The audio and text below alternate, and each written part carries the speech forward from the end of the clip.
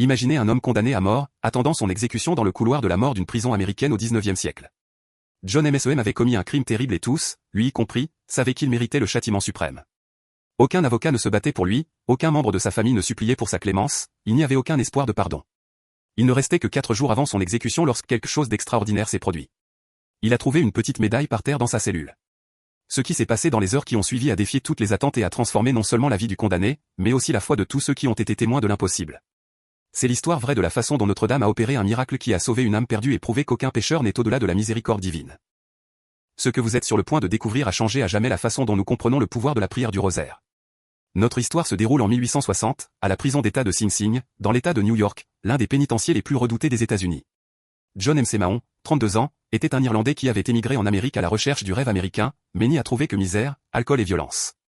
John a grandi dans une famille catholique en Irlande, mais l'extrême pauvreté et la mort prématurée de ses parents l'ont conduit dans la rue alors qu'il était encore adolescent. À 15 ans, il a embarqué sur un cargo à destination de l'Amérique, n'emportant qu'un petit bagage et une médaille de Notre-Dame que sa mère avait placée autour de son cou avant de mourir. « Fils », furent les dernières paroles de sa mère, « quel que soit le chemin que tu empruntes dans la vie, n'oublie jamais que Notre-Dame est toujours avec toi. Cette médaille te protégera de tous les maux », mais John, révolté contre Dieu à cause de la pauvreté et de la souffrance qu'il avait connue, jeta la médaille à la mer pendant le voyage. « Si Dieu existe, murmura-t-il avec amertume, pourquoi a-t-il laissé ma famille mourir de faim ?» Arrivé à New York, John découvrit que la vie des immigrants irlandais était encore plus difficile qu'il ne l'avait imaginé. Discrimination, exploitation et misère étaient le pain quotidien. Sans éducation formelle ni contact, il finit par vivre dans la rue, survivant de petits vols et de travaux occasionnels. L'alcool devint son refuge et sa perte. Peu à peu, John plongea dans un monde de crime organisé, participant à des vols de plus en plus violents. En 1859, lors d'un vol qui tourna mal, il tua un commerçant allemand qui avait tenté de résister. Il fut arrêté sur le fait, condamné à mort pour meurtre au premier degré. Pendant le procès, John se montra complètement indifférent à son sort. Lorsque le juge lui demanda s'il avait quelque chose à dire avant le prononcer de la sentence, il répondit avec mépris, « Faites ce que vous voulez. Ma vie est finie depuis longtemps. » Le juge Andrew Thompson, impressionné par la froideur de l'accusé, prononça la sentence avec des mots qui devinrent célèbres. « John Monsieur Semon, vous serez exécuté par pendaison le 20 janvier 1860. Que Dieu ait pitié de votre âme, puisque vous n'avez pas eu pitié de votre victime. » John fut emmené dans le couloir de la mort de Sing Sing, où il passerait ses derniers mois de vie. Sa cellule était petite, humide et froide. D'autres condamnés l'entouraient, mais il préférait le silence. Il ne recevait pas de visites, n'écrivait pas de lettres, ne montrait aucun remords. Il ressemblait à un homme qui avait complètement renoncé à la vie. Les gardiens de la prison commentaient entre eux, « Cet Irlandais est le plus froid que nous ayons jamais vu, on dirait même qu'il ne va pas mourir dans quelques jours. » Le 16 janvier 1860, à seulement 4 jours de son exécution, John McMahon vécut la matinée la plus froide de sa vie en prison.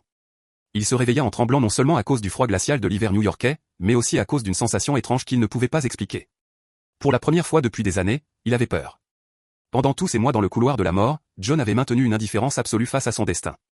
Mais ce matin-là, en regardant le calendrier marqué sur le mur de sa cellule, la réalité de sa mort imminente le frappa finalement.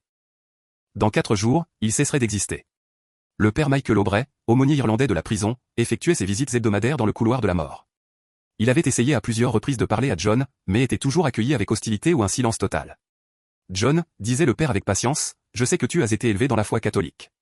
Ta mère a certainement beaucoup prié pour toi, ne veux-tu pas parler de ton âme ? » « Père, répondait John avec amertume, si Dieu existe, il m'a abandonné depuis longtemps et je l'ai abandonné aussi. Nous n'avons rien à nous dire. » Mais ce matin du 16 janvier, lorsque le père O'Brien s'approcha de la cellule de John, il le trouva dans une position inhabituelle, à genoux sur le sol, examinant quelque chose qui brillait entre les pierres du sol. « Que as-tu trouvé, John ?» demanda le père intrigué.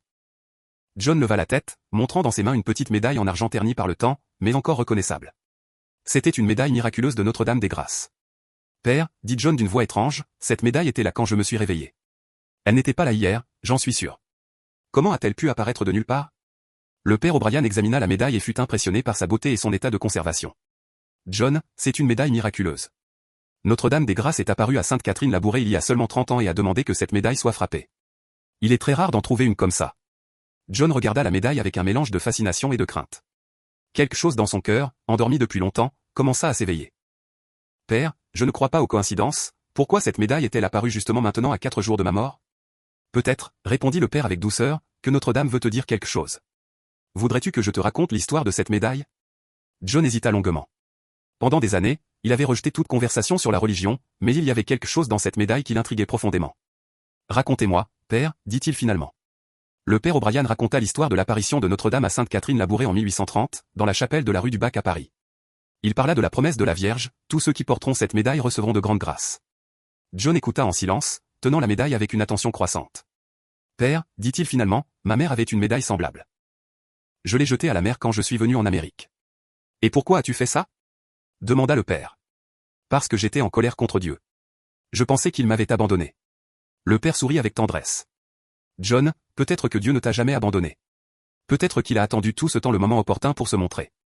Que pensez-vous de l'apparition de cette médaille? Commentez vos impressions, car ce qui s'est passé dans les heures qui ont suivi a été vraiment extraordinaire. Merci beaucoup d'être resté avec nous jusqu'ici. Ce dont vous allez être témoin maintenant est le moment le plus touchant et le plus transformateur de cette histoire. Préparez vos cœurs à quelque chose qui changera votre compréhension de la miséricorde divine. John Mismon passa le reste de cette journée à tenir la médaille miraculeuse, examinant chaque détail de sa gravure. Sur le devant, il voyait l'image de Notre-Dame des Grâces avec les bras ouverts, entourée des mots « Ô Marie conçue sans péché, priez pour nous qui avons recours à vous ». Au verso, il y avait le M de Marie couronnée d'une croix, entourée de 12 étoiles. À la tombée de la nuit, John prit une décision qui surprit tout le monde. Il demanda à parler à nouveau avec le père Aubray. « Père, dit-il lorsque l'aumônier arriva à sa cellule à 10 heures du soir, je veux me confesser. » Le père O'Brien fut choqué. Pendant des mois, il avait tenté de susciter un sentiment religieux chez John, toujours sans succès. « Es-tu sûr, John?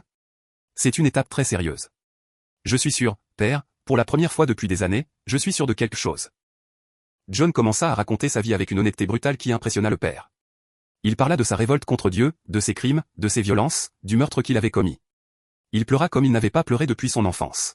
« Père, sanglotait-il, j'ai péché gravement contre Dieu et contre les hommes. Je mériterais de mourir 1000 fois pour ce que j'ai fait, mais quelque chose dans cette médaille me fait sentir qu'il y a encore de l'espoir. » Le père O'Brien écouta tout avec patience et compassion. Lorsque John termina sa confession, qui dura plus de 2 heures, le père lui donna l'absolution sacramentelle. « John, dit le père, Dieu pardonne tous les péchés lorsqu'il y a un repentir sincère. Tu es pardonné. » John embrassa la médaille avec des larmes de gratitude. « Père, je veux prier. Ça fait si longtemps que je n'ai pas prié, je ne sais même plus comment faire. »« Voudrais-tu prier le rosaire ?» suggéra le père, c'est l'une des prières les plus puissantes que nous ayons. Notre-Dame l'a personnellement enseigné à Saint-Dominique. « Oui, répondit John. Je veux prier le rosaire, mais je n'en ai pas, le père O'Brien sourit. Nous pouvons prier avec la médaille miraculeuse. Notre-Dame comprendra. Pendant toute cette nuit, John pria sans cesse. Il utilisa la médaille pour compter les prières, la tenant comme si c'était le trésor le plus précieux du monde. Il pria les mystères douloureux, méditant sur la souffrance du Christ et demandant pardon pour ses péchés. À 3 heures du matin, quelque chose d'extraordinaire se produisit. John était en train de prier la 4e dizaine du rosaire lorsqu'une lumière douce commença à émaner de la médaille. Au début, il pensa qu'il rêvait ou délirait, mais la lumière s'intensifia graduellement. « Mon Dieu, murmura-t-il, qu'est-ce qui se passe ?» La lumière se concentra à côté de sa cellule et John vit clairement la figure d'une femme magnifique, vêtue de blanc et de bleu, exactement comme sur la médaille. « C'était Notre-Dame des Grâces, John, dit-elle d'une voix douce comme le miel. Je suis venu te chercher. » John tomba prosterné sur le sol de sa cellule, tremblant d'émotion. « Madame, je ne suis pas digne de votre présence. Je suis un assassin, un pécheur terrible. »« Mon fils, répondit Notre-Dame, je suis venu justement pour ça. Ce ne sont pas les justes qui ont besoin d'un médecin, mais les pécheurs. Ton repentir est sincère, tes larmes sont véritables. Je suis ici pour t'emmener avec moi. Mais, madame, dit John confus, je vais être exécuté dans 3 jours. Notre-Dame sourit avec une tendresse infinie. Mon fils, il existe de nombreuses formes de libération. Aie confiance en moi. L'apparition ne dura que quelques minutes, mais transforma complètement John Memal. Lorsque le gardien de nuit passa devant la cellule à 4 heures du matin, il le trouva en train de prier avec une ferveur impressionnante. Le changement radical de John Monsieur Sem, dans les dernières 72 heures de sa vie, fit sensation dans toute la prison de Sing Sing. L'homme froid et indifférent s'était transformé en un pénitent fervent qui passait chaque minute en prière. Le matin du 17 janvier, le directeur de la prison, Robert Johnson, alla personnellement vérifier ce qui se passait dans la cellule du condamné. Il trouva Joe agenouillé, priant le rosaire avec la médaille miraculeuse, dégageant une paix qui contrastait totalement avec son comportement antérieur. « MCEM, dit le directeur, les gardiens m'ont dit que tu étais différent. Que s'est-il passé ?» John se leva respectueusement et montra la médaille. « Monsieur le directeur, Notre-Dame m'a visité. Je suis venu vous demander une faveur. J'aimerais passer mes derniers jours à aider d'autres prisonniers à se préparer spirituellement. » La demande était inhabituelle. Jamais un condamné à mort n'avait demandé à faire du travail pastoral, mais la transformation de John était si évidente que le directeur l'autorisa. Pendant les 2 jours suivants, John visita chaque cellule du couloir de la mort, conversant avec d'autres condamnés. Enseignant des prières, partageant son expérience de conversion. De nombreux prisonniers, impressionnés par son changement, demandèrent également à se confesser avec le père Aubray. Thomas Sullivan, un condamné pour vol à main armée, témoigna, John Semon est méconnaissable. Il est passé d'un animal féroce à un saint en 3 jours. Seul un miracle peut l'expliquer. La veille de son exécution, le 19 janvier, John demanda à écrire une lettre. Avec l'aide du père O'Brien, il rédigea un message qui fut publié dans plusieurs journaux de l'époque. Mes chers frères en humanité, demain je rencontrerai mon Créateur. Pendant des années, j'ai vécu comme un animal, sans foi, sans espoir, sans amour. Mais Notre-Dame des Grâces ne m'a pas abandonné. À travers une petite médaille miraculeuse, elle m'a montré qu'aucun pécheur n'est au-delà de la miséricorde divine. Je demande pardon à la famille de l'homme que j'ai tué. Je demande pardon à la société pour les crimes que j'ai commis et je remercie Dieu de m'avoir donné la chance de mourir en paix avec ma conscience. La lettre émut des milliers de personnes. Beaucoup commencèrent à se demander si John méritait vraiment de mourir, compte tenu de sa transformation extraordinaire. Son exécution était prévue 4 jours plus tard, le 20 janvier. Il convient de noter qu'à cette date, sous la même invocation de la médaille miraculeuse, Notre-Dame avait converti à Rome le juif Alphonse Ratisbonne en 1842. Le matin du 20 janvier 1860, des centaines de personnes se massèrent devant la prison de Sing Sing. Beaucoup portaient des textes et des médailles miraculeuses priant pour l'âme de John McL. À 10 heures du matin, conformément au protocole, le shérif de la prison vint chercher John pour l'exécution. Il trouva le détenu serein, priant le rosaire avec sa médaille miraculeuse. « McCall, dit le shérif, l'heure est venue. » John embrassa la médaille une dernière fois et la remit au père Aubrey. « Père, gardez cette médaille, qu'elle aide d'autres pécheurs, comme elle m'a aidé. » John aimant marcha vers l'échafaud avec une dignité qui impressionna tous les témoins présents. Il n'y avait plus aucune trace de l'homme amer et révolté qui avait été condamné. À sa place, marchait un pénitent en paix avec lui-même et avec Dieu. Sur l'échafaud, conformément à la tradition, on demanda à John s'il avait des dernières paroles. Sa réponse fut consignée dans les annales de la justice américaine. « Frère, je vais mourir en paix parce que je sais que Notre-Dame des Grâces m'a pardonné et m'attend. Je prie pour que ma mort serve d'exemple. Aucun pécheur ne doit désespérer de la miséricorde divine. Que vous priez tous le rosaire et que vous portiez la médaille miraculeuse. Notre-Dame n'abandonne jamais ses enfants. » Le père O'Brien lui donna la dernière bénédiction et John fit le signe de la croix. L'exécuteur ajusta la corde et à 10h47 du matin du 20 janvier 1860, John Monsieur Seymour fut exécuté. Mais ce qui se passa immédiatement après sa mort laissa tous les présents perplexes. Plusieurs témoins rapportèrent avoir vu une lumière douce émanant du corps de John au moment exact de sa mort. Le docteur William Ress, médecin officiel présent pour constater le décès, déclara « J'ai vu une luminosité inexplicable entourant le corps du condamné dans les instants finaux. » Plus impressionnant encore, lorsque le corps fut retiré de l'échafaud, on trouva une rose blanche dans la poche de sa chemise. Une rose qui n'était pas là quand il est monté sur l'échafaud. Personne ne put expliquer comment elle était arrivée là. La nouvelle de la conversion et de la mort édifiante de John Monsieur Sema se répandit rapidement à travers les États-Unis. Des journaux de plusieurs villes publièrent son histoire et des milliers de personnes cherchèrent des églises catholiques demandant des médailles miraculeuses. Le père O'Brien garda soigneusement la médaille que John avait trouvée et utilisée dans ses derniers jours. Elle devint une relique vénérée et de nombreux autres prisonniers de Sing Sing vécurent des conversions après l'avoir touchée. L'affaire parvint aux oreilles de l'archevêque John Hill de New York, qui lança une enquête sur les événements extraordinaires.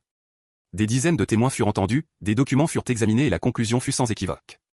John M. avait vécu une conversion miraculeuse à travers la médaille miraculeuse. En 1862, seulement 2 ans après l'exécution, l'histoire de John fut incluse dans les annales de la médaille miraculeuse, publication officielle qui documente les miracles attribués à la dévotion mariale. La médaille miraculeuse trouvée dans la cellule de John continua d'opérer des prodiges. Pendant les 50 années suivantes, plus de 200 prisonniers de Sing Sing vécurent des conversions extraordinaires après l'avoir touchée. La prison devint connue comme un lieu de miracle Mario. En 1910, lors du 50e anniversaire de l'exécution de John Monsieur Samael, une petite chapelle fut érigée dans la prison de Sing Sing, dédiée à Notre-Dame des Grâces. La médaille miraculeuse de John fut placée sur l'autel comme relique principale. Aujourd'hui, plus de 160 ans plus tard, l'histoire de John même continue d'inspirer des gens dans le monde entier. Sa conversion prouve qu'il n'est jamais trop tard pour se tourner vers Dieu, même dans les derniers moments de la vie. La prière que John composa dans sa cellule et que le père Ori mémorisa continue d'être l'une des plus puissantes pour les situations désespérées. Notre-Dame des Grâces, qui n'avait pas abandonné ce pécheur dans ses derniers jours, n'abandonnez pas non plus ceux qui vous invoquent avec foi. Montrez-leur le chemin de la conversion et de la paix. Amen.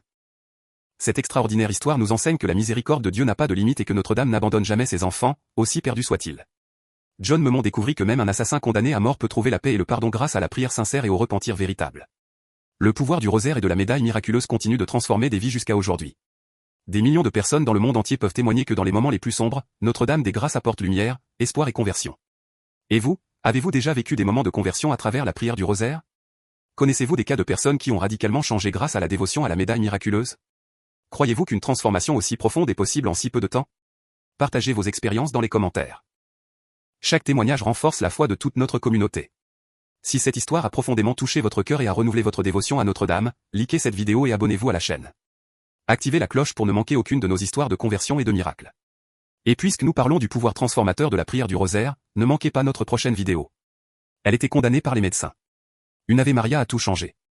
Une histoire encore plus impressionnante vous attend. Que Notre-Dame des Grâces intercède pour nous tous et nous aide à ne jamais désespérer de la miséricorde divine. Quelle que soit notre situation, un grand abrazo et à la prochaine vidéo.